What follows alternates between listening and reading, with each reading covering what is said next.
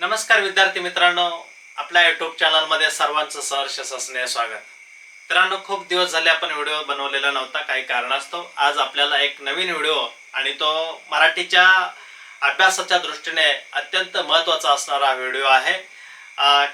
जेणेकरून तुम्हाला जे काही 2 ते 4 गुण जे आहेत ते 2 ते 4 गुण 100% या व्हिडिओच्या माध्यमातून मिळणार आहेत. आणि त्यामुळे शेवटपर्यंत हा व्हिडिओ तुम्ही पहा आणि त्याचबरोबर व्हिडिओ आवडल्यास लाईक करा, चॅनलला सबस्क्राईब करा. मित्रांनो, मराठी या विषयामध्ये अत्यंत महत्त्वाचा असणारा घटक तो म्हणजे कोणता आहे तर विरामचिन्ह. व्याकरणामधील विरामचिन्ह हा अत्यंत महत्त्वाचा असणारा घटक आहे. आता यामध्ये कोणत्या प्रकारची विरामचिन्ह असतील, विरामचिन्ह म्हणजे काय, विराम म्हणजे काय, याबद्दलची सविस्तरपणे चर्चा केलेली आहे. ओके, तर मित्रांनो, आपण मराठी भाषा बोलत असताना आपले विचार जे आहेत ते आपले विचार आपण व्यक्त करतो, आहे की नाही. समोरच्या व्यक्तीजवळ आपण आपले स्वतःचे विचार व्यक्त करतो आणि मग हे विचार व्यक्त करत असताना आपल्या ज्या काही भावभावना आहेत त्याचं प्रकटीकरण होतं. मग अशा ज्या काही या भावभावना आहेत ह्या प्रकटी करत असताना आपल्या मनातले भाव दुसऱ्यांना समजण्यासाठी त्या ठिकाणी कधी आपण एकदम स्पीडनं, जलद गतीनं ते वाक्य उच्चारत असतो किंवा कधी कधी आपण थांबतो म्हणजे नेमकं काय तर विराम घेतो. थांबतो म्हणजे नेमकं काय करतो तर विराम घेतो.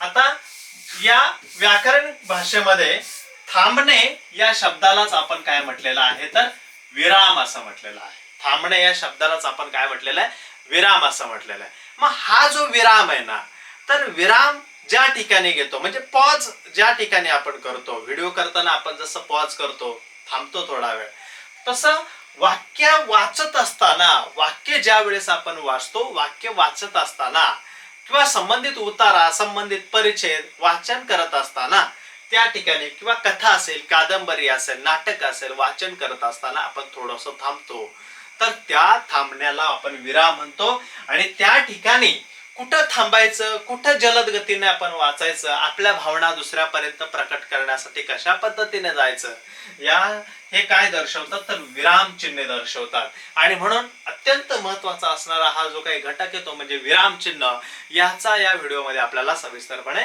अभ्यास करायचा आहे. ओके, बघा, एक उतारा मी इथं दिलेला आहे.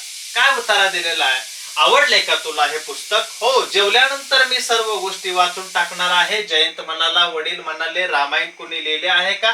तुला ठाऊक रामायणाचा लेखक हा एक अडाणी कोळी होता, पुढे तो मोठा ऋषी झाला.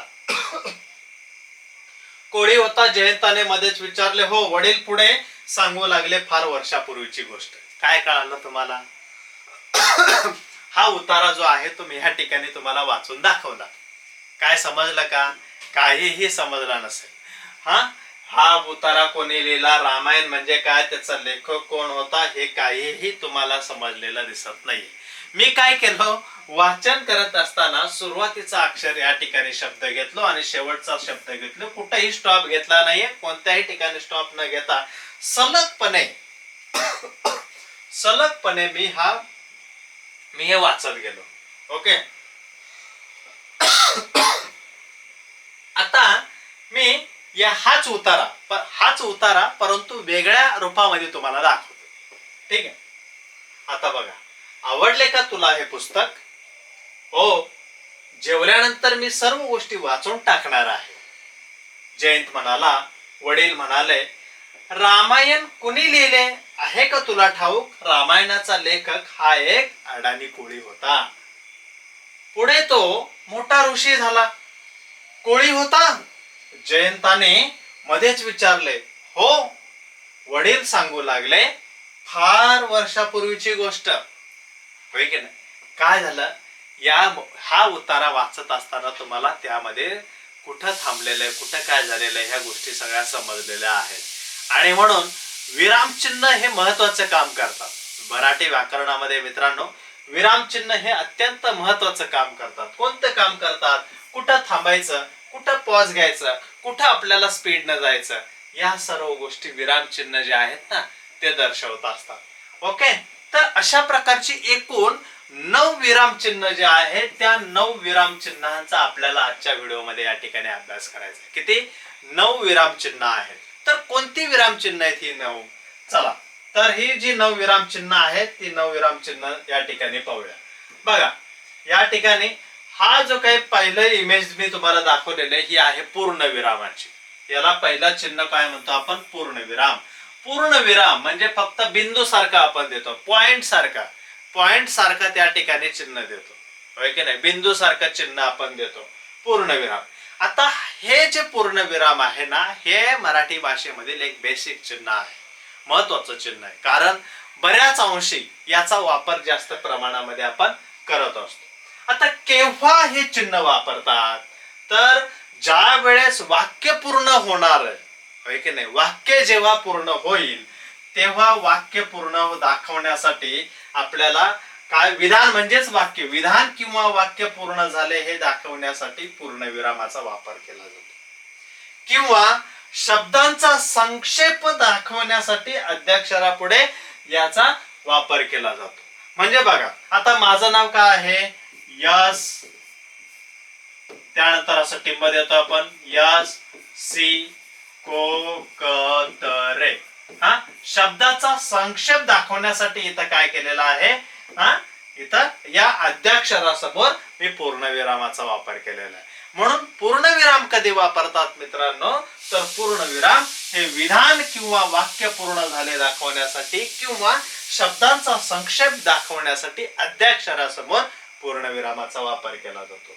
तो घरी गेला, पूर्णविराम दिलेला आहे, होय की नाही? य गो ग ह पाटील, होय की नाही? ग ह पाटील, ग ह पाटील. या ठिकाणी आपण काय केला? पूर्णविरामाचा वापर केलेला अद्याक्षराच्या समोर. लक्षात आलं? फार सोपं आहे. पूर्णविराम कधी वापरायचा? तर वाक्य पूर्ण झाल्याच्या नंतर. मी गावाला जाणार आहे, पूर्णविराम द्या. मी उद्या येणार आहे, पूर्णविराम द्या. अद्याक्षराच्या समोर त्या ठिकाणी काय करा? पूर्णविराम द्या. ठीक आहे. नेक्स्ट पहा, अर्धविराम. अर्धविराम कसा असतंय? तर वरती एक असं टिंब असतो आणि या ठिकाणी खाली असं असतं, याला म्हणतात आपण अर्धविराम. लक्षात घ्या, अर्धविराम जो आहे ना हे अशा पद्धतीनं याला आपण म्हणतो अर्धविराम. मग हे अर्धविराम कधी वापरलं जातं? अर्धविरामाचा वापर कधी केला जातो? दोन छोटी छोटी वाक्य असतात ना, दोन छोटी छोटी वाक्य. ढग खूप गरजत होते पण पाऊस नाही, है की नाही? थोडस आपण थांबलेलो आहे, थोडस आपण काय झालेलं आहे इथं थांबलेलो आहे आणि त्यावेळेस काय झालेलं आहे? अर्धविरामाचा वापर केलेला आहे. वाक्य जे आहे ते पूर्ण होताना कशाचा वापर करतो आपण? तर पूर्णविरामाचा वापर करतो. परंतु वाक्यामध्ये जर आपल्याला थोडस थांबायचं असेल, वाक्यामध्ये जर आपल्याला त्या ठिकाणी थोडंफार थांबायचं असेल, वाक्याच्या शेवटी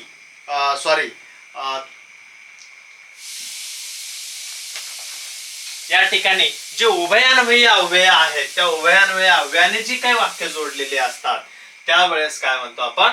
अर्धविराम. म्हणजे पण किंवा, होय की नाही, अशा पद्धतीने जर आलं तर त्या ठिकाणी अर्धविरामाचा वापर झालेला आपल्याला दिसतो. परीक्षेमध्ये तुम्हाला असे चिन्ह दिले जातील, लक्षात आलं का? त्यांची नावं विचारली जातील किंवा दिलेल्या वाक्यामध्ये एकूण किती चिन्ह आलेले आहेत किंवा दिलेले वाक्य जे आहे त्या वाक्यामध्ये कोणत्या प्रकारची चिन्ह वापरावी लागतील, अशा प्रकारचा प्रश्न तुम्हाला विचारला जाऊ शकतो. ठीक आहे. अर्धविराम लक्षात आला? ढग खूप गरजत होते, या ठिकाणी अर्धविरामाचं चिन्ह आलेलं आहे. नेक्स्ट पहा, स्वल्पविराम. स्वल्पविराम थोडस थांबण्यासाठी किंवा एका जातीचे शब्द जर लागोपाठ असतील ना त्यावेळेस. आता समजा मला काय करायचंय? मुलांची नावं लिहायचे, मुलांची नावं लिहायचे, होय की नाही? मुलांची नावं मला लिहायचे, आरुष असेल किंवा अन्याची नावं आहेत, ही नावं मला लिहायचे किंवा मुलींची नावं लिहायचे किंवा फळांची नावं लिहायचे. त्यावेळेस मला स्वल्पविरामाचा वापर करावा लागणार, कारण ते एकाच जातीचे शब्द आहेत. मला नद्यांची नावं लिहायचे, मला काय करायचं? नद्यांची नावं लिहायचे. समजा पंचगंगा, पंचगंगा असं नाव लिहिलं, स्वल्पविराम दिला. पुढे गंगा, ओके नाही, हे स्वल्पविराम दिलं, बरोबर आहे. गोदावरी, गोदावरी, तिथं काय करणार आहे? स्वल्पविराम देणार आहे. नर्मदा, होय की नाही? एकाच जातीचे शब्द आलेले, काय झालेले? ते एकाच जातीचे शब्द आलेले आणि म्हणून त्याला आपण स्वल्पविराम म्हणतो. किंवा संबोधन दर्शवताना थोडस इथं थांबतो आपण, मधु इकडे ये, होय की नाही, त्यावेळेस सुद्धा या ठिकाणी स्वल्पविरामाचा वापर जो आहे तो आपण करत असतो. हा, हाक मारून काही सांगताना नावापुढे किंवा संबोधनापुढे वापरतात. हाक मारून मी म्हटलो की नाही, मधु इकडे ये, हाक मारलेले, त्यावेळेस स्वल्पविरामाचा वापर आपण करतो. हाक मारताना स्वल्पविरामाचा वापर करतो. ओके, हे तिसरं चिन्ह या ठिकाणी आपण अभ्यासलेलं आहे. त्यानंतर आहे अपूर्ण विराम. वाक्याच्या शेवटी जर आपल्याला काही तपशील द्यायचा असेल, काही माहिती द्यायची असेल, तर त्यावेळेस अपूर्ण विराम वापरला जातो. असे जे दोन टिंब आहेत, हे दोन टिंब म्हणजे कशाचे आहेत, तर अपूर्ण विरामाचे टिंब आहेत. आता मी असं म्हटलं, पुढील उदाहरणे सोडवा. काय म्हटलं, पुढील उदाहरणे सोडवा असं जर मी म्हटलो, तर याच्या पुढे मी असं दोन टिंब देणार आणि मग खाली काय देणार आहे, काय उदाहरणं देणार आहे. म्हणजे मला काय झालेलं आहे, त्या उदाहरणाचा तिथं तपशील द्यायचा होता, होय की नाही. म्हणून तर पुढील क्रमांकाचे विद्यार्थी उत्तीर्ण झाले असं दाखवायचं आहे. 1 number, 8 number, 14 number, 27 number, 40 number, म्हणजे तपशील दिलेला आहे. म्हणजे काय केलेलं आहे, मी तपशील दिलेला आहे. ओके, त्याला म्हणायचं अपूर्ण विराम. त्यानंतर नेक्स्ट आहे 5वं प्रश्नचिन्ह. याच्यावरतीच परीक्षा सुरू आहे आपली, प्रश्नचिन्हावरती. बरोबर आहे. तू केव्हा आलास, तू कधी जाणार आहेस, तू केव्हा येणार आहेस, होय की नाही, तुला काय आवडते, असं प्रश्न विचारत असताना आपण प्रश्नचिन्ह देत असतो. काय करतो, प्रश्नचिन्ह देत असतो. प्रश्नार्थक वाक्याच्या शेवटी प्रश्नचिन्हाचा वापर केला जातो. वाक्यात प्रश्न विचारला असेल तर त्या वाक्याच्या शेवटी, वाक्यात जर प्रश्न विचारला असेल तर त्या वाक्याच्या शेवटी मित्रांनो प्रश्नचिन्ह दिला जातो आणि हे ओळखायला अत्यंत सोपं आहे. त्यानंतर नेक्स्ट पहा, उद्गार चिन्ह. उद्गार चिन्ह कधी आपण देतो, हे आहे उद्गार चिन्ह. याला काय म्हणतो आपण, उद्गारवाचक चिन्ह असं म्हणतो. आपल्या मनामध्ये असणारा हर्ष म्हणजे आनंद असेल, दुःख असेल, होय की नाही, भीती असेल, हे जर आपल्याला दर्शवायचं असेल, दाखवायचं असेल, आनंद, दुःख, भीती, राग हे जर आपल्याला दाखवायचं असेल तर त्यावेळेस उद्गार चिन्हाचा वापर केला जातो. त्यावेळेस मित्रांनो कशाचा वापर केला जातो, उद्गार चिन्हाचा वापर जो आहे तो केला जातो. म्हणजेच काय, थोडक्यात मनातील भावना जर आपल्याला उत्कट करायच्या असतील तर मनातील भावना उत्कट करण्यासाठी उद्गार चिन्हाचा वापर जो आहे तो केला जातो, होय की नाही. हा, अरे रे तो नापास झाला, मनातील आपल्याला दुःख आहे हे, म्हणून अरे रे नंतर उद्गार चिन्हाचा वापर होत असतो. शाबास, छान खेळलास, कौतुक केलेलं आहे आपण, होय की नाही, म्हणजे शाबास नंतर इथं उद्गार चिन्हाचा वापर झालेला आहे. लक्षात आलं. तर हे आहे उद्गार चिन्ह. किंवा बापरे केवढी मोठी इमारत, असं आपण आश्चर्यचकित होतो, होय की नाही, कधी कधी. तर आश्चर्यचकित होताना सुद्धा उद्गारवाचक चिन्हाचा वापर होत असतो. त्यानंतर नेक्स्ट पहा, अवतरण चिन्ह जे आहे हे आहे दुहेरी अवतरण चिन्ह. हे आहे दुहेरी अवतरण चिन्ह. बोलणाऱ्याच्या तोंडचे शब्द दाखविण्याकरता दुहेरी अवतरण चिन्हाचा वापर केला जातो. बोलणाऱ्याच्या तोंडचे शब्द. आता समोरचा व्यक्ती जो आहे ना तो बोलतोय असं जर आपण लक्षात घेतलं आणि तो म्हणतोय की मी येईन, तो समोरचा व्यक्ती म्हणतोय मी येईन, त्यावेळेस ते वाक्य दुहेरी अवतरण चिन्हामध्ये दाखवायचं आहे. हे आहे दुहेरी अवतरण चिन्ह. लक्षात आलं. याला आपण काय म्हणतो, दुहेरी अवतरण चिन्ह असं म्हणतो. म्हणजे त्यावेळेस दुहेरी अवतरण चिन्ह कधी वापरतो, समजा असं आपण बोलता बोलता म्हटलो की शरद म्हणाला मी सहलीला येईन, आहे की नाही, शरद म्हणाला मी सहलीला येईन, तर हे मी सहलीला येईन हे वाक्य दुहेरी अवतरण चिन्हामध्ये आपल्याला दाखवावं लागणार आहे, कारण तो म्हटलेला आहे. कारण तो समोरचा जो बोलतोय ना त्या बोलणाऱ्या व्यक्तीचे तोंडचे शब्द आपण दाखवण्यासाठी या ठिकाणी हे दुहेरी अवतरण चिन्ह वापरलेला जातो. ओके, इथं पहा दुहेरी अवतरण चिन्ह वापरलेलं आहे. आता एकेरी अवतरण चिन्ह जे आहे, एकेरी अवतरण चिन्ह जे आहे ते हे आहे एकेरी अवतरण चिन्ह. कोणत्या प्रकारचा, हे बघा, हे आहे एकेरी अवतरण चिन्ह. एखाद्या शब्दावर जर आपल्याला जोर द्यायचा असेल किंवा दुसऱ्याचं मत अप्रत्यक्षपणाने आपल्याला सांगायचं असेल त्यावेळेस एकेरी अवतरण चिन्ह वापरला जातो. हा, आता समजा दुसऱ्याचं मत आपल्याला सांगायचं आहे.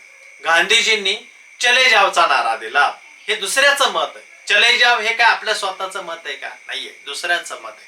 गांधीजींनी चले जावचा नारा दिला, चले जाव हा शब्द आपण त्यांचा आहे म्हणून तो काय केलेला आहे, एकेरी अवतरण चिन्हामध्ये टाकलेला आहे. कारण काय म्हटलेलं आहे, एखाद्या शब्दाचा जोर द्यावा आणि दुसऱ्याचं मत जर आपल्याला सांगायचं असेल अप्रत्यक्षपणे तर त्या ठिकाणी एकेरी अवतरण चिन्हाचा वापर केला जातो. सुभाषचंद्र बोस म्हणतात की तुम मुझे खून दो मैं तुम्हें आजादी दूंगा. हे कोणत्या ठिकाणी वापरणार आहे? हा, एकेरी अवतरण चिन्हामध्ये वापरणार. कारण त्यांचं वाक्य आपण अप्रत्यक्षपणाने सांगतोय, है की नाही? त्यांचं वाक्य हे अप्रत्यक्षपणाने आपण सांगतोय. लक्षात आलं? तर दुहेरी अवतरण चिन्ह आणि एकेरी अवतरण चिन्ह लक्षात ठेवा. त्यानंतर 8वां आहे संयोग चिन्ह. हे बघा, हे जे आहे ना याला आपण म्हणतो संयोग चिन्ह म्हणतो. दोन शब्द जोडत असताना आपण संयोग चिन्हाचा वापर करतो. काय? दोन शब्द जोडत असताना. आता बघा, विद्यार्थी भांडार इथं जोडलेलं आहे. हा, आलं लक्षात? किंवा ओळीच्या शेवटी जर शब्द अपुरा राहिला, इथं शाळेच्या किंवा शाळेपुढील असं मला म्हणायचं होतं परंतु ओळ शिल्लक नाहीये, त्यावेळेस मग काय करतो आपण, संयोग चिन्ह जे आहे ना त्याचा वापर करत असतो.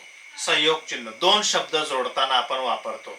किंवा ओळीतील शेवटचा शब्द जर आपल्याला तोडावा लागत असेल किंवा त्या शब्दाचे जर आपल्याला दोन भाग करायचे असेल तर त्यावेळेस आपण संयोग चिन्हाचा वापर करत असतो. ओके.